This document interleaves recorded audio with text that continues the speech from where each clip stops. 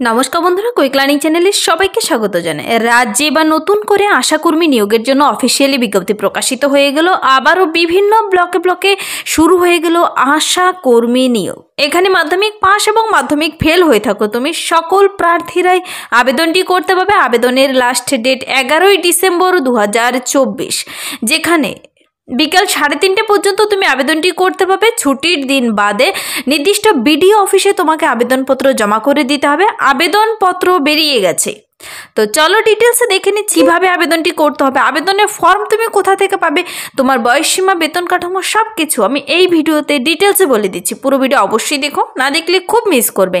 আর যারা কিনা চ্যানেলে নতুন, এরকম প্রতিনিয়ত সরকারি বেসরকারি সমস্ত চাকরি বিজ্ঞপ্তি সবার আগে পাওয়ার জন্য আমার এই চ্যানেল কুইক লার্নিংকে সাবস্ক্রাইব করতে ভুলো না। তো চলো কথা না বাড়িয়ে দেখিয়ে দিচ্ছি আমি অফিসিয়াল নোটিশটি। কিছুদিন আগে কিন্তু ঝাড়গ্রামে আশাকর্মী পদের জন্য নিয়োগের বিজ্ঞপ্তি প্রকাশিত হয়েছিল, তা নিয়ে ডিটেলস ভিডিও কিন্তু চ্যানেলে আপলোড করা আছে। যারা সেই ভিডিও দেখেন অবশ্যই কিন্তু সেখানকার বাসিন্দা হয়ে থাকলে দেখে নিতে পারো। এবার নতুন করে বিভিন্ন ব্লকে আবারও আশাকর্মী পদে নিয়োগের জন্য অফিসিয়ালি বিজ্ঞপ্তি প্রকাশিত হয়েছে। বিজ্ঞপ্তিটির নম্বর দেখতে পাচ্ছ, আর এখানে তার তারিখ। নোটিশটি প্রকাশিতই হয়েছে 6/11/2024। প্রার্থীদের এখানে আবেদনটি চলবে কিন্তু 12/11/2024 থেকে শুরু হয়েছে, আর আবেদনটি 11ই ডিসেম্বর 2024 11:30 থেকে বিকাল 3:30 পর্যন্ত আবেদনপত্র তোমরা জমা করতে পারবে নির্দিষ্ট বিডিও অফিসে। যে পদের জন্য নিয়োগ করা হচ্ছে তা হলো আশাকর্মী পদে। প্রার্থীদের এখানে আশাকর্মী পদের জন্য শিক্ষাগত যোগ্যতা আগেই বলেছি, দেখো মাধ্যমিক বা সমতুল্য পরীক্ষায় তুমি উত্তীর্ণ হও কিংবা অনউত্তীর্ণ, সমস্ত প্রার্থীরা আবেদন করতে পাবে। যারা কিনা উচ্চতর শিক্ষাগত যোগ্যতার প্রার্থী রয়েছে তোমরাও আবেদন করতে পাবে, কিন্তু মাধ্যমিক পাস যোগ্যতাই এখানে কিন্তু গণ্য হবে। আর আবেদনটি করার পর তোমাদের কিন্তু সরাসরি ইন্টারভিউর মাধ্যমে নিয়োগ করে নেওয়া হয় বেশিরভাগ ক্ষেত্রে। এখানে ডিটেলসে বলা নেই নিয়োগ পদ্ধতি, তোমাদের বলা হয়েছে আগে আবেদন করতে। তো আবেদনটি আগে করে দেবে। কোন কোন ব্লকে নিয়োগ করা হচ্ছে তা আমি ডিটেলসে বলে দিচ্ছি। প্রার্থীদের বয়সটি মনে রাখবে 1/1/2024 অনুযায়ী যেন তোমার বয়স 30 থেকে 40 বছর বয়সের মধ্যে হয়। দেখো প্রার্থীদের কিন্তু যারা SC ST প্রার্থী রয়েছে তোমাদের 22 বছর থেকে 40 বছর বয়স পর্যন্ত আবেদনটি করতে পারবে। তোমরা 22 বছর বয়স থেকেই আবেদনযোগ্য 40 বছর বয়স পর্যন্ত। এখানে SC STদের কিন্তু ঊর্ধ্ব সীমাতে ছাড় নেই।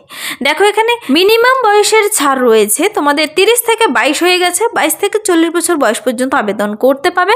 মাধ্যমিক পাস ফেল থাকলেই কিন্তু এই আশা পদের জন্য আবেদন চলছে।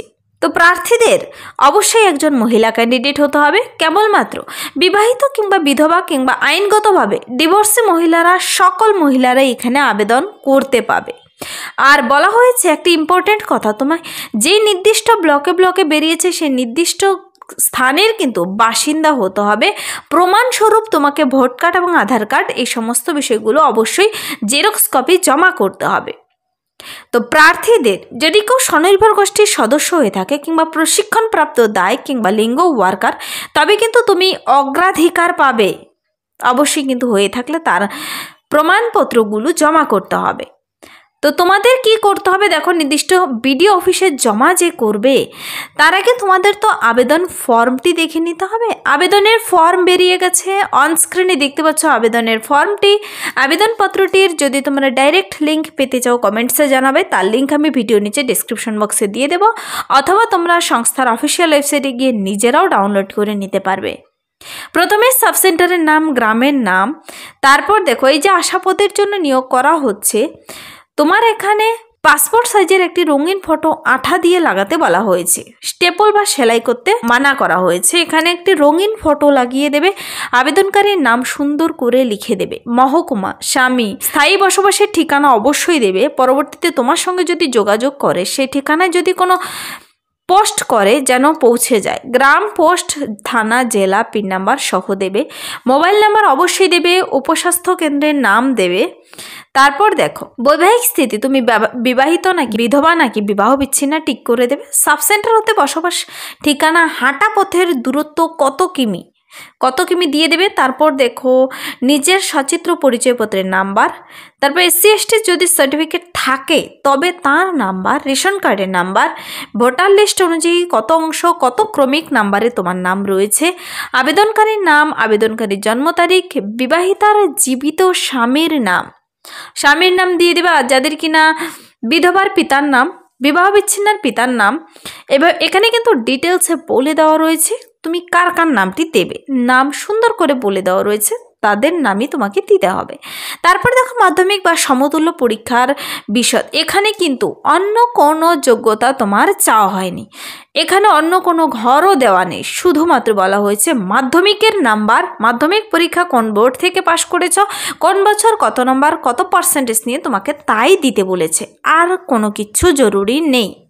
তারপর দেখো সাথে এই ফর্মটির সঙ্গে যে সমস্ত ডকুমেন্টসগুলো তোমাকে অ্যাটাচ করে দিতে হবে তার ডিটেলস বলা হয়েছে। এই যে 8 নাম্বার পর্যন্ত এখানে সব কিছু জেরক্স কপি তোমাকে এই ফর্মটির সঙ্গে অ্যাটাচ করে দিতে হবে মুখবন্ধ খামের ভিতর ভরে। অ্যাডমিট কার্ডের জন্য রঙিন ফটো দিতে হবে, 5 টাকার ডাক টিকিট সহ নিজের নাম ঠিকানা লেখা খাম, মাধ্যমিক সমতুল্য পরীক্ষার অ্যাডমিট কার্ড অথবা বার্থ সার্টিফিকেট, মাধ্যমিক সমতুল্য পরীক্ষার মার্কশিট, ভোট কার্ড অথবা ration card, SC ST certificate যদি থাকে দিতে হবে, স্বনির্ভর গোষ্ঠী বা প্রশিক্ষণপ্রাপ্ত বা লিঙ্গ ওয়ার্কার যদি কেউ হয়ে থাকে তবে দিতে পারো তার প্রমাণপত্র, বর্তমান অংশ নাম্বার ক্রমিক নাম্বার এর জেরক্স কপিটা দিতে হবে তোমাকে।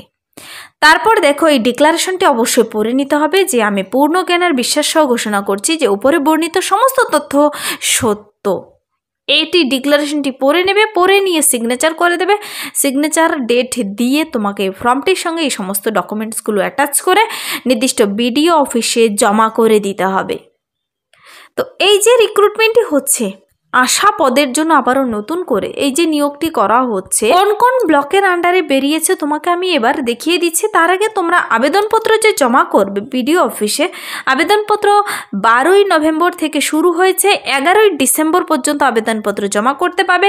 সকাল 11টা থেকে বিকেল 3:30 পর্যন্ত ছুটির দিন বাদ দিয়ে যেহেতু অফলাইনে আবেদনপত্র জমা করতে হবে, আবেদনপত্র জমা দিতে হবে মুখবন্ধ খামে।